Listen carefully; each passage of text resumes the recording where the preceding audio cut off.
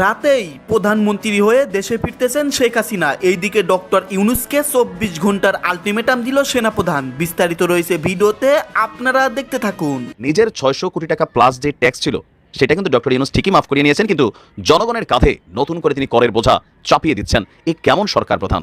হাসিনা সহ গণহত্যায় জড়িতদের গুরুত্বপূর্ণ কল রেকর্ড প্রসিকিউশনের হাতে। দর্শক, বিএনপির এখন লক্ষ্য। আসসালামু আলাইকুম। ডক্টর মোহাম্মদ ইউনূস একজন প্রতিষ্ঠিত ব্যবসায়ী, একজন বিশ্ব সেরা ব্যক্তিত্ব। তবে এই জিনিসগুলার রাজনীতি আকাশ পাতাল ব্যবধান।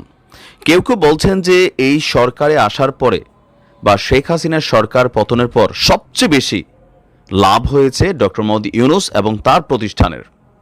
দেশে করের চাপ বাড়ছে, মানুষের উপর, জীবনযাত্রার উপর ট্যাক্সের নতুন পরিমাণ তৈরি হয়ে গেছে, বিভিন্ন পণ্যের উপর ভ্যাট ট্যাক্স তৈরি হচ্ছে, আর এতে সাধারণ মানুষের নাভিশ্বাস বের হয়ে যাবে। তবে অনেকে বলছেন নিজের 600 কোটি টাকা প্লাস যে ট্যাক্স ছিল সেটা কিন্তু ডক্টর ইউনূস ঠিকই মাফ করিয়ে নিয়েছেন, কিন্তু জনগণের কাঁধে নতুন করে তিনি করের বোঝা চাপিয়ে দিচ্ছেন। এই কেমন সরকার প্রধান? এটা আমার বক্তব্য না, এটা জনগণের বক্তব্য। এখন তার যে মামলাগুলো প্রত্যাহার হয়েছে এটা নিয়েও একটা প্রশ্ন উঠেছিল। আপিল বিভাগ বলছে যে না, এটা নিয়ে বক্তব্যের কোনো সুযোগ নেই, এটা লিগেলি ছিল। তো যাই হোক, আলোচনা সমালোচনা আছে। তো সকল আলোচনা সমালোচনার পরে যেটা সবচেয়ে বেশি জরুরি, যে ডক্টর মোহাম্মদ ইউনূস আসলে যে অন্তর্বর্তী সরকার নিয়ে একটা নির্বাচন করবেন, সেই নির্বাচনটা কেমন হবে।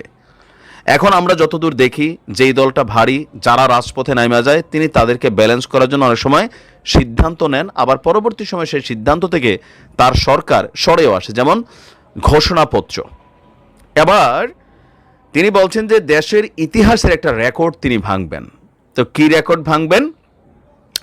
আগামী জাতীয় নির্বাচনে বাংলাদেশের ইতিহাসের সব রেকর্ড ভেঙে দিয়ে সর্বকালের সেরা নির্বাচন অনুষ্ঠানের পরিকল্পনা করা হচ্ছে বলে জানিয়েছেন ডক্টর মোহাম্মদ ইউনূস। এখন এটা আসলে কতটুকু সম্ভব হবে?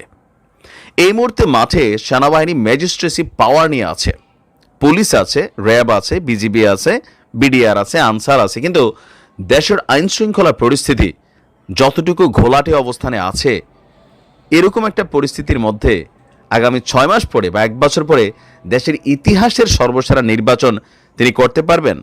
সেনাবাহিনীকে রাতারাতি মানুষ কি ভয় পাবে? সেনাবাহিনীকে গুলি করবে, না পুলিশ গুলি করবে যে রাতারাতি ভয় পাবে?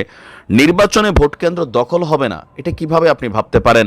সেখানে আওয়ামী লীগ কোনো রকম ভূমিকা রাখবে না, কিভাবে ভাবতে পারেন? আওয়ামী লীগ এখনও নির্বাচনের জন্য নিষিদ্ধ হয় নাই। আওয়ামী লীগ যদি নির্বাচনে আসে, তাহলে পরিস্থিতি ডক্টর মোহাম্মদ ইউনূস তিনি এখন যেভাবে দেশটাকে চালাচ্ছেন এভাবে কি আদৌ সম্ভব হবে? বাট তিনি বলছেন যে পারবেন। কার কাছে বলছেন? নরওয়ের রাষ্ট্রদূত হাকুন আরাল্ড গুলব্র্যান্ডসনের সাথে সাক্ষাৎকালে তিনি বলেছেন। রাষ্ট্রদূত প্রধান উপদেষ্টাকে নরওয়ের প্রধানমন্ত্রী জোনাস গাহরের একটা চিঠি দেন। চিঠিতে বাংলাদেশ অন্তর্বর্তী সরকারের প্রতি নরওয়ের দৃঢ় সমর্থনের কথাও তিনি জানিয়েছেন। তো আপনার রাষ্ট্রদূত প্রধান উপদেষ্টা রাষ্ট্রদূতকে বলছেন সরকার বাংলাদেশের পরবর্তী সাধারণ নির্বাচনকে সর্বকালের সেরা এবং ঐতিহাসিক করার পরিকল্পনা করছে। তিনি বলছেন যে তারা একটি উদাহরণ এবং একটি ঐতিহাসিক উদাহরণ তৈরি করতে চান, যেন পরবর্তী সরকারগুলো আসলে একটা নির্বাচনের মডেল কি হবে, একটা নির্বাচন কতটা স্বচ্ছ হইতে পারে, একটা নির্বাচনের আইন শৃঙ্খলা বাহিনীর ভূমিকা কি থাকবে, একটা নির্বাচনের ভোটার তালিকা কেমন হতে পারে, প্রিজাইডিং অফিসারদের দায়িত্ব কেমন হতে পারে, জনগণ ভোট কেন্দ্রে কিভাবে যাবে না যাবে, সব কিছু মিলাইয়া তিনি একটা ইতিহাস তৈরি করতে চান। এখন বাস্তবতার জায়গাটায় ভোটার তালিকা হালনাগাদ চলছে, আমরা দেখছি, সবকিছু ফাইন, কিন্তু ভোট মানেই লুটপাট জবরদখলের খেলা। এটা বাংলাদেশের ইতিহাসে চলছে, কম বেশি সবসময় হয়েছে। একবারে বিদেশের মতন যে আমরা ভোট কেন্দ্রে গেলাম, ভোট দিলাম, চলে আসলাম, আর এখানে ভোট বাক্স নিয়ে টানাটানি নাই। রাতের ভোট তো আমরা ইদানিং দেখছিলাম, বাট ভোটের দিন জাল ভোটের সুযোগ নাই, ভোট কেন্দ্রে হামলার সুযোগ নাই, হ্যাঁ, প্রতিপক্ষের ক্যান্ডিডেটকে মারধরের সুযোগ নাই, বা যারা এজেন্ট থাকেন তাদেরকে বের করে দেওয়ার সুযোগ নাই। এই জিনিসগুলো কিন্তু বাংলাদেশে অ্যাভেলেবেল, আমরা দেখছি এগুলো হয়। তো এখন এগুলোর জন্য দরকার ছিল একটা আইন শৃঙ্খলা বাহিনীর সর্বোচ্চ লেভেলটা মাঠে ক্যারি করা। তো এখন রাইট নাও যেটা আছে, অনেক জায়গায় ভালো আছে, আবার অনেক জায়গায় আপনি দেখেন চুরি ছিনতাই বিশিষ্ট সন্ত্রাসীরা বের হয়ে গেছে। বিভিন্ন জায়গায় পুলিশকে মানুষ দাম দিচ্ছে না, ভয় পাচ্ছে না। পুলিশও মানবিকভাবে অনেকটা দুর্বল হয়ে গেছে, সেনাবাহিনীও রাজপথে আছে ঠিকই, কিন্তু সেনাবাহিনীর সাথে মানুষ বাড়াবাড়ির চেষ্টা করতেছে। আগে যেমন দেখলে মানুষের হাগামতি বেরোতো, এটা থেকে মানুষ সরে গেছে। তো এগুলার পরে নির্বাচনের ঠিক আগ মুহূর্তে দিয়া এই পুলিশকে, আমাদের সেনাবাহিনীকে মানুষ হঠাৎ করে রাতারাতি ভয় পাবে, পুলিশ গুলি করবে, এগুলা কিন্তু দিন শেষ। তো ডক্টর মোহাম্মদ ইউনূস আসলে কোন প্রস্তুতি নিতে যাচ্ছেন যেটাতে তিনি ইতিহাসের সেরা নির্বাচনটা করবেন? এখানে বিশাল একটা ইস্যু কিন্তু সামনে আছে।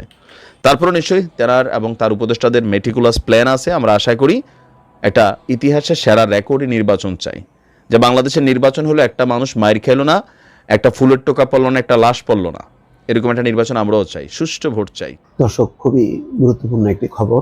হাসিনা সহ গণহত্যায় জড়িতদের গুরুত্বপূর্ণ কল রেকর্ড প্রসিকিউশনের হাতে। তার মানে যারা বিচার করছে আন্তর্জাতিক অপরাধ ট্রাইব্যুনাল, তাদের হাতে বা আদালতের হাসিনা সহ গণহত্যায় জড়িতদের গুরুত্বপূর্ণ কল রেকর্ড আছে। কোথায় কিভাবে নির্দেশনা দিয়েছেন সেগুলি পাওয়া যাবে। ধারণা করা হচ্ছে যে গুমেরও কিছু কল রেকর্ড পাওয়া যেতে পারে। এটা যদি প্রকাশ হয় বা বিষয়বস্তু জানা যায়, এটা একটা বড় ধরনের ঘটনা এবং তদন্তে অনেক অগ্রগতি হবে, এবং শেখ হাসিনা যে গুম খুন হত্যার সঙ্গে জড়িত সেটা আরো পরিষ্কার হবে। ছাত্র জনতার গণঅভ্যুত্থান ঘিরে জুলাই ও আগস্টের গণহত্যায় তৎকালীন প্রধানমন্ত্রী শেখ হাসিনা সহ জড়িতদের গুরুত্বপূর্ণ কল রেকর্ড হাতে পেয়েছে বলে জানিয়েছেন আন্তর্জাতিক অপরাধ ট্রাইব্যুনালের প্রসিকিউশন। গুমের গুরুত্বপূর্ণ তথ্য পাওয়া গেছে বলেও জানানো হয়েছে। গণহত্যা এবং এর আগে যে গুম। সোমবার দুপুরে আন্তর্জাতিক অপরাধ ট্রাইব্যুনালে গণহত্যার গুরুত্বপূর্ণ কল রেকর্ড ও গুমের তথ্য প্রমাণ পাওয়ার কথা জানান প্রসিকিউটর তানভীর হাসান জোহা এবং এবিএম সুলতান মাহমুদ। তারা জানিয়েছেন, গুমের গুরুত্বপূর্ণ তথ্য প্রমাণ মিলেছে, তবে ট্রাইব্যুনালে তথ্য প্রদানে অসহযোগিতার অভিযোগ করেছেন প্রসিকিউটররা। তার মানে হচ্ছে এখনো এমন প্রশাসন, যে প্রশাসনের কাছ থেকে পুরো সহযোগিতা পাচ্ছে না বর্তমান প্রসিকিউশন। ট্রাইব্যুনালে বলা হয়, প্রথমে কোটা এবং তারপর সরকার পতনের আন্দোলনকে কেন্দ্র করে গত জুলাই এবং আগস্ট মাসে বাংলাদেশে ঘটে যাওয়া হত্যাকাণ্ডকে গণহত্যা হিসেবে অভিহিত করা হয়। তো দর্শক, এখন বুঝতেই পারছেন যে বাংলাদেশে যেই গুরুত্বপূর্ণ গুম খুনগুলো, সেগুলির মধ্যে যে শেখ হাসিনা, তারেক সিদ্দিক, মূলত ধারণা করা হচ্ছে যে শেখ হাসিনা নির্দেশ দিতেন জেনারেল তারেককে, তারেক তখন সংশ্লিষ্ট র্যাব বা বিজিবি, যখন যেই ডিপার্টমেন্ট আছে তাদের কাছে সেটি পৌঁছে দিতেন, এবং সেইভাবে গুম খুনগুলো হতো। এবং এটা মনে করার কোনো কারণ নেই যে শেখ হাসিনাকে অন্ধকারে রেখে, শেখ হাসিনার অজ্ঞাতে, শেখ হাসিনা জানতেন না এমন ব্যক্তিদেরকে গুম করা হয়েছে, খুন করা হয়েছে, বা আয়না ঘরে আটক রাখা হয়েছে। সব প্রতিটা জিনিস বলা হতো না, শেখ হাসিনা নিজেই স্বীকার করেছেন যে শেখ হাসিনার সময় গাছের পাতাও নড়তে পারত না শেখ হাসিনার নির্দেশনা ছাড়া, এবং প্রতিটা বিষয়ে গুরুত্বপূর্ণ সিদ্ধান্ত নেওয়ার মালিক শেখ হাসিনা নিজে।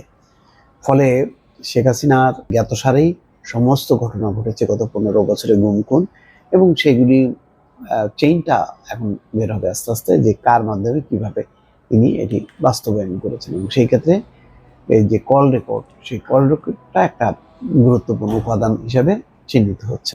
দর্শক, বিএনপির এখন লক্ষ্য জাতীয় নির্বাচন, অর্থাৎ সংসদ নির্বাচন। সেই লক্ষ্যে তারা দেশে যেমন সমমনাদের সঙ্গে আলোচনা করছে, তেমনি বিদেশের যারা প্রতিনিধি দল বাংলাদেশের একটি নির্বাচন সুষ্ঠু, অবাধ এবং নিরপেক্ষ করার ব্যাপারে বারে বারে তাগাদা দিয়েছিল। সেই সব শক্তি, অর্থাৎ পশ্চিমা শক্তির সঙ্গে বিএনপিও বৈঠক করছে, এবং তারা নির্বাচনের বিষয়ে তাদের আলোচনা করছে। ইউরোপীয় রাষ্ট্রদূতের সঙ্গে বৈঠক করেছে বিএনপি, নির্বাচনের রোডম্যাপ নিয়ে আলোচনা করেছে। বিএনপির মহাসচিব মির্জা ফখরুল ইসলাম আলমগীর সহ দলটির জ্যেষ্ঠ নেতাদের সঙ্গে বৈঠক করেছেন ঢাকায় নিযুক্ত ইউরোপীয় ইউনিয়নের রাষ্ট্রদূত মাইকেল মিলার। বৈঠকের পর বিএনপির পক্ষ থেকে জানানো হয়েছে, বৈঠকে নির্বাচনের রোডম্যাপ নিয়ে আলোচনা হয়েছে। একটি গণতান্ত্রিক প্রক্রিয়ায় যত তাড়াতাড়ি ফিরে যাওয়া সম্ভব বিএনপির পক্ষ থেকে সেই দিকেই জোর দেওয়া হয়েছে। তার মানে বিএনপি যে নির্বাচন চায় দ্রুত, এবং একটি সাংবিধানিক শাসন ব্যবস্থা কায়েম করতে চায়, সেই কথাটা কিন্তু এখন বিদেশিদের কাছেও বলছে, এবং তাদের মতামত জানার চেষ্টা করছে। বিদেশিরা দুটি বিষয়ে, ইউরোপ, আমেরিকা, তারা সংস্কারও চায়, নির্বাচনও চায়। বিএনপির মনোভাব কি হয়তো আলাপ আলোচনার মধ্য দিয়ে সেটি তারা বোঝার চেষ্টা করছে। আবার বিএনপি বোঝার চেষ্টা করছে যে পশ্চিমা শক্তিগুলো এখনই এই মুহূর্তে নির্বাচন চায় নাকি সংস্কারের পরে নির্বাচন চায়। হয়তো মানে দুই পক্ষের মনোভাব বোঝার জন্য এই বৈঠকটি হয়েছে। রোববার বিকেলে রাজধানীর গুলশানে বিএনপি চেয়ারপারসনের কার্যালয়ে এই বৈঠক হয়। বেলা 3:30টায় ইউরোপীয় ইউনিয়নের রাষ্ট্রদূতের পতাকাবাহী গাড়ি বিএনপি চেয়ারপারসনের কার্যালয়ে প্রবেশ করে। প্রায় ঘণ্টাব্যাপী বৈঠকে বিএনপি মহাসচিবের সঙ্গে দলের স্থায়ী কমিটির সদস্য আব্দুল মঈন খান, আমির খসরু মাহমুদ চৌধুরী, সাংগঠনিক সম্পাদক শামা ওবায়েদ উপস্থিত ছিলেন। বৈঠকের পর আমির খসরু মাহমুদ চৌধুরী সাংবাদিকদের বলেন, বাংলাদেশের বর্তমান প্রেক্ষাপটে যে বিষয় গুরুত্বপূর্ণ, সবার মনে প্রশ্ন আছে, সেই বিষয়গুলো বিশেষভাবে আলোচিত হয়েছে। এটি হচ্ছে নির্বাচন, কবে নির্বাচন হতে যাচ্ছে, আমাদের ভাবনা কি, সংস্কারের ব্যাপারে আমাদের ভাবনা কি, মূলত নির্বাচনের রোডম্যাপ, এই বিষয়টা নিয়েই আলোচনা হয়েছে। আমাদের পক্ষ থেকে আমরা যেটা বলে আসছি, এই বছরের মধ্যে নির্বাচন সম্পন্ন হওয়া জরুরি। অন্য কোনো ভাবনার দিকে না গিয়ে সরাসরি জাতীয় নির্বাচনের দিকে গিয়ে দেশে আগামী দিনে একটা নির্বাচিত সরকারের হাতে ক্ষমতা হস্তান্তর করা প্রয়োজন গণতান্ত্রিক প্রক্রিয়া অব্যাহত রাখার জন্য। অর্থাৎ অন্যদিকে ভাবনা, অর্থাৎ ওই স্থানীয় সরকার বা অন্য কোনো কিছু বিষয়ে বড় ধরনের কোনো কিছু না যে নির্বাচনটা করে নির্বাচিত সংসদের মধ্য দিয়ে সংস্কার কার্যক্রমটা এগিয়ে নিয়ে, এটাই হচ্ছে বিএনপির বক্তব্য। আমির খসরু বলেন, অগণতান্ত্রিক প্রক্রিয়া একটি দেশ বেশি দিন চলতে পারে না। অগণতান্ত্রিক সরকারের রাজনৈতিক ওয়েট থাকে না, মোবিলাইজেশন প্রসেস থাকে না। অর্থাৎ অনির্বাচিত সরকার একটা ওয়েট থাকে না, তারা মোবিলাইজ করতে পারে না জনগণকে, জনগণের সঙ্গে সংশ্লিষ্টতা থাকে না, জনগণের কাছ থেকে কোনো ফিডব্যাক পাওয়া যায় না। সুতরাং একটি গণতান্ত্রিক প্রক্রিয়ায় যত তাড়াতাড়ি ফিরে যাওয়া সম্ভব আমরা সেই দিকেই জোর দেব। ইউরোপীয় রাষ্ট্রদূতের সঙ্গে বৈঠকে সংস্কার নিয়েও আলোচনা হয়েছে বলে জানান আমির খসরু মাহমুদ চৌধুরী। তিনি সাংবাদিকদের বলেন, সংস্কারের বিষয়ে যেটি আলোচনা হচ্ছে সেটি হচ্ছে কয়টি বিষয়ে আমরা ঐক্যমত হতে পারবো, সেগুলো ইমিডিয়েটলি করা যেতে পারে, যেগুলোর ব্যাপারে সময় নেওয়ার কারণ নাই। আর যেগুলো ঐক্যমত হবে না সেগুলো আগামী দিনে নির্বাচনে প্রতিটি দল জনগণের কাছে নিয়ে যাবে, তাদের প্রোগ্রাম নিয়ে জনগণের ম্যান্ডেট নিয়ে আগামী দিনে সংসদে পেশ হবে, সংসদে আলোচনা হবে, তর্ক বিতর্ক হবে এবং পাশ হবে। তো যাই হোক, বোঝা যাচ্ছে যে সংস্কারের ব্যাপারেও যেহেতু বিদেশিরা আগ্রহী, ফলে সেটিও আলোচনায় এসছে এবং তারা ডক্টর মোহাম্মদ ইউনূসের সঙ্গে আলোচনায় সংস্কারের উপর জোর দিয়েছে। রাষ্ট্রের এমনভাবে সংস্কার যাতে বিচার বিভাগ, প্রশাসন, নির্বাচন কমিশন স্বাধীন থাকে এবং স্বাধীনভাবে যাতে তারা কাজ করতে পারে, এই ব্যাপারে ইউরোপ, আমেরিকাও আগ্রহ দেখিয়েছে এবং সেইটার পক্ষে বলেছেন। কিন্তু বলছেন যে খুঁটিনাটি সব বিষয়ে ঐক্যমত্য সম্ভব না, মৌলিক মোটা দাগে যেসব বিষয়ে ঐক্যমত্য প্রতিষ্ঠা সম্ভব তার ভিত্তিতে নির্বাচনে যাওয়া উচিত। বাকিটা হচ্ছে রাজনৈতিক দলগুলো ভোটারদেরকে উদ্বুদ্ধ করবে, যে দল ক্ষমতায় যাবে তারা সেই কাজগুলো করবে।